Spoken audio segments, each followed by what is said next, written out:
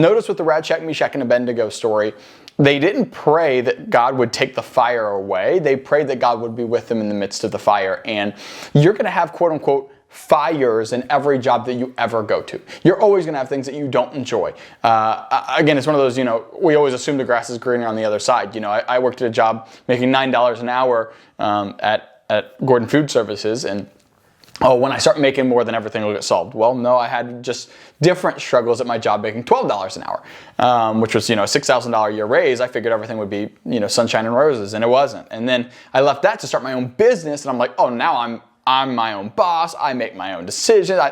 And now I just have a new set of problems. But the reality is those things in your life are only problems when you allow them to be problems. And it all has to do with your perspective of whatever it is that you're going through. You can either be miserable your whole time at your youth job or your Buffalo Wild Wings job or your coffee shop job or business. You can always be miserable in any of those scenarios, or you can let your light so shine in all of those scenarios and say, hey, it doesn't really matter what's going on around me, because it doesn't change who I've been called to be. Because she's around people who are getting trashed every night and talking about all sorts of worldly stuff, but that didn't affect who she was. It just affected how she represented herself to those people.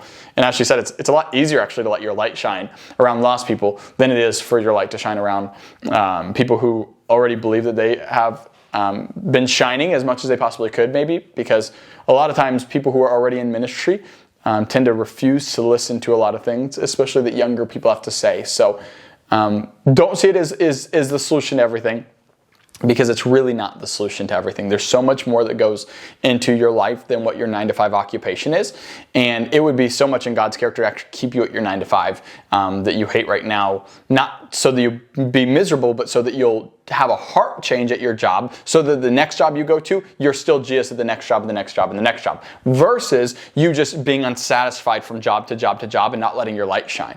We've had a lot of circumstances that we both have testimonies of looking back and going, wow, I feel like I wasted an entire season of my life, whether it was at that job or at the gym or wherever it was, because I wasn't Jesus in that place. It's like, wow, looking back, I really wish I would have just been Jesus in that place instead of complaining the whole time, not even recognizing God had set me there for such a time as this to be the light to the people, whoever I'm around. So it's not all about getting out of your scenario, but getting you out of your scenario, like getting your flesh out of the way so that Christ can shine through any other circumstance.